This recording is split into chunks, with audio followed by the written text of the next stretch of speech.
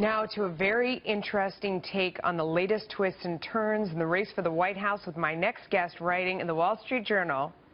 Donald Trump is the new Bill Clinton, and if he does pull off a win in November, it will be in good part because of a culture that Hillary Clinton did much to create.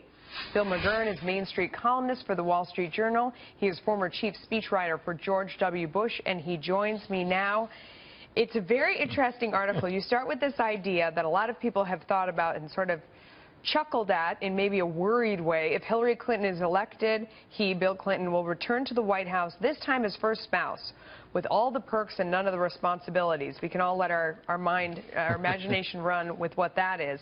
In the end, though, if Trump wins, it will be because the Clintons and Hillary Clinton made this sort of behavior acceptable for politicians many years ago. Is that your point? Absolutely. Starting with Jennifer Flowers, whom Bill Clinton lied about in a public address at the very beginning of his national career.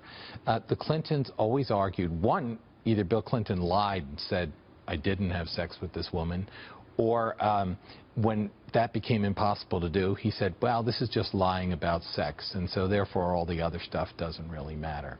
You know, before Bill Clinton, if you had said, if a president is caught having sexual relations with an intern, no one would have thought that they could survive that. I mean, the common wisdom on both sides was that the decent thing to do in that case is to resign and so forth. But the Clintons don't do that. They don't do the decent thing. And they challenge it. And they won. They fought and they won. And in the process, they kind of slimed everyone along the way. Yeah. So people are looking at that as sort of an analogy now, that here you had this situation, and I remember it, even though I was young at the time, it was in the news and everywhere, that he did this thing and thought, for sure he's going to have to resign. And again. And he didn't. But how did they get past that? What was the trick? Was it her sticking by him? What was it? Well, look, I think a lot of conventions, moral conventions, are about doing the right thing and not being forced to by the law. And they realized that they're just not going to do it. The main way they did it is that they just didn't leave, and they went on the attack against all the accusers and so forth. And the message constantly through the years of the Clinton administration is a man's sexual liaisons don't matter to his job. You know, this is private. Perjury doesn't even matter if it's about sex. And I think a lot of Trump supporters are saying, message received. Yeah. Now our guy is living the Bubba standard. But how do you extend that? So they were obviously able to extend that to the majority, because when you look at, I mean, it would feel like that. If you look at his approval rating when he left office, if you look at the way he's thought about now, even though you have that in the back of your head that he did these things, he still is a popular figure and got past that time when people were very ick about him.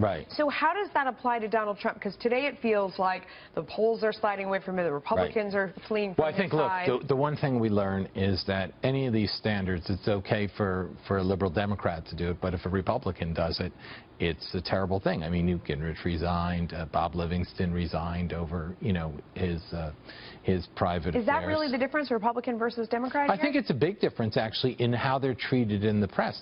Look, Donald Trump, there's no, this tape is just an extra level of crudity that we can hear his voice. But he boasted about his affairs in his books with Mary May. There's no surprise. Anyone who pretends they're surprised that this is Donald Trump.